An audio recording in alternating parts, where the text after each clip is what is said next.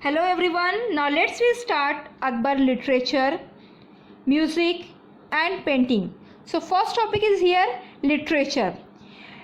Abul Faisal wrote a 3-volume of history of Akbar reign titled Akbarnama. The first volume of Akbarnama deals with the birth of Akbar, the history of Temur family and reign of Babur and Humayun, and the Suri of Sultan of Delhi. The second volume describes the details history of reign of Akbar till 1602 and records even during Akbar reign. It also begins with the how Bairam Khan and Akbar on the battle of Panipat against Hemu, an Indian warrior. Volume 3. In the third volume is named Aine Akbari. The details the administration system of the empire as well as containing the famous account of Hindu sciences. It is also deals with the Akbar household army, the revenue and the geography of the empire. It also produced the rich details about the tradition and cultural of administration. The Sanskrit and other languages were translated into Persian. The Mahabharata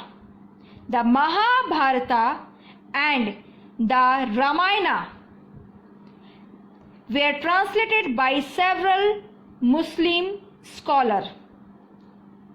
Abdul Rahim Khan was a notable Hindu scholar and poet. Even today we sing his dohas, couplets. Music. The Mughal emperor extended to support his music and painting. According to Abul Faisal, 36 singers enjoy the patronage of Akbar court. Most famous was Tansen. Fact: Tansen composed many ragas. It is said that when he sang Raga Deepak, the lamps of the palace would light upon their own. Painting. Akbar encouraged the growth of the Mughal school of painting. The paintings of this period were a mixture of Indian and Persian styles. They usually painted royal scenes, court scenes or hunting scenes. This is the most famous painting of Mughal Empire which is given in this video. Now let's some features of Mughal painting. Number 1. The Mughal pictures were small in size and hence are known as miniature paintings. Number 2. The Mughal art absorbed the Indian atmosphere. It neither represented the Indian emotions nor the scenes from the daily life of the Indian. Third, the Mughal painting remained confined to the Mughal court and did not reach the people.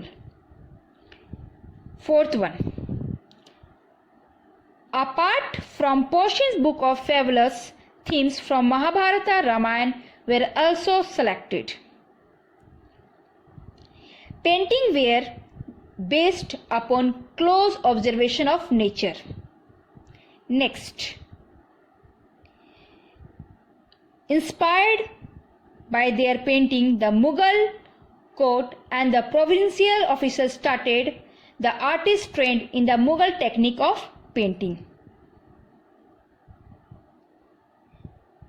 The artists who were employed in the imperial government were known as the first great artists. Painters were both Hindu Muslims as well as lower caste Hindus. Now, Navratnas. We cannot conclude Akbar's cultural achievement without mentioning Akbar's 9 gems or his Navratnas. Number 1, Birbal. He was the Akbar Prime Minister, jester and entertainer. Second, Abul Fazl.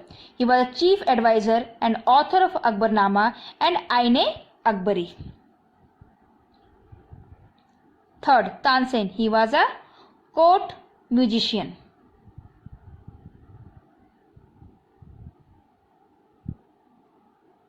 Fourth, Bhagwan Das. He was a mathematician.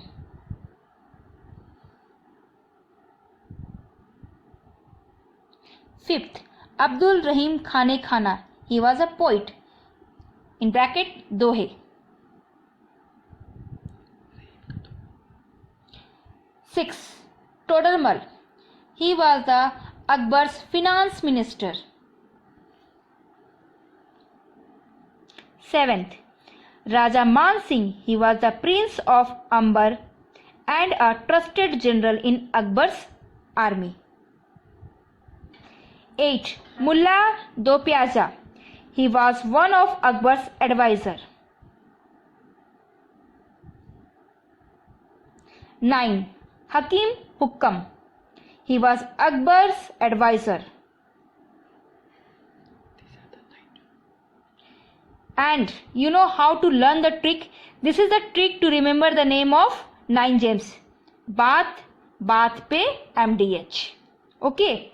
So your chapter is completed today. Next class we will discuss about question and answer. Thank you.